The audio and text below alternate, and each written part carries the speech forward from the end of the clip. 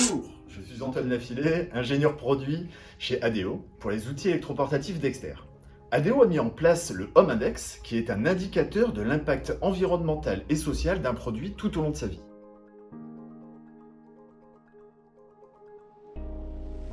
Dès 2019, lors de mes recherches visant à atténuer l'empreinte carbone de nos outils, j'ai découvert que le CNRS développait une technologie de batterie composée de matériaux disponibles sur le territoire européen et facilement exploitables. Ce centre de recherche a créé l'entité Tiamat afin de développer et commercialiser cette nouvelle technologie de batterie au sodium, et nous nous sommes empressés de les contacter afin de créer le partenariat avec ADO et Leroy Merlin.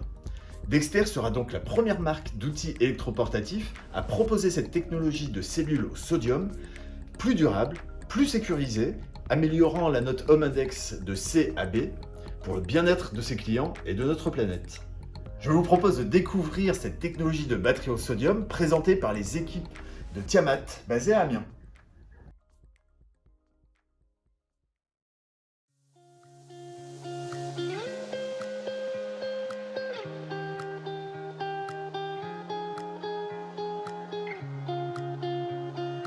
Il ne s'agit pas de remplacer le lithium, il s'agit effectivement de trouver des technologies complémentaires et des chimies complémentaires qui permettent de diriger le lithium particulièrement sur la très haute densité d'énergie, donc pour les véhicules électriques, pour des applications par exemple aériennes, là où effectivement d'autres marchés qui nécessitent moins de densité d'énergie mais des caractéristiques différentes comme de la puissance pourront être satisfaits par une autre technologie, en l'occurrence le sodium.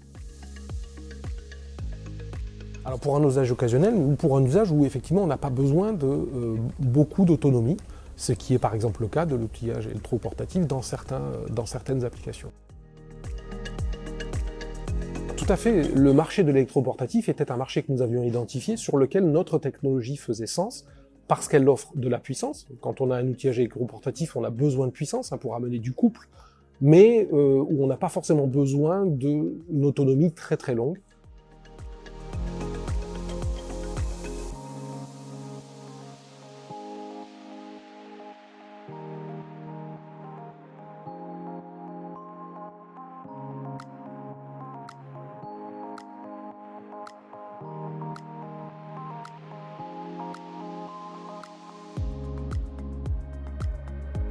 Alors, une technologie de batterie de façon générale, comme dans celle-ci, que ce soit lithium-ion ou sodium-ion, le principe c'est de passer des ions d'une électrode positive à une électrode négative. Et sur le circuit extérieur, des électrons qui vont circuler et qui vont alimenter le moteur, la lumière ou ce que l'on veut alimenter.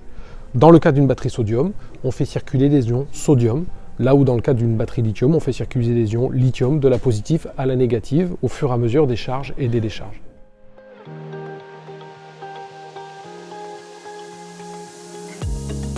On a eu la chance de croiser la route d'ADO avec Leroy Merlin et d'envisager le développement d'une visseuse monocellule qui permet de la charge rapide et de la puissance. Aujourd'hui, pour charger une batterie Tiamat, il faut moins de 10 minutes, ce qui est très très différenciant par rapport à une batterie lithium-ion qui va requérir à peu près 1h30 pour être chargée à 100%.